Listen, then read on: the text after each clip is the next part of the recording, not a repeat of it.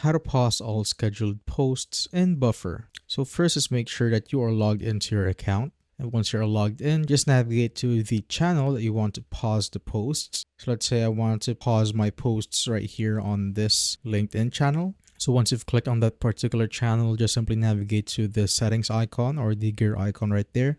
So click on that. Then click on general right here. And here at the bottom, you will see the queue actions. So right there, so we have the pause queue.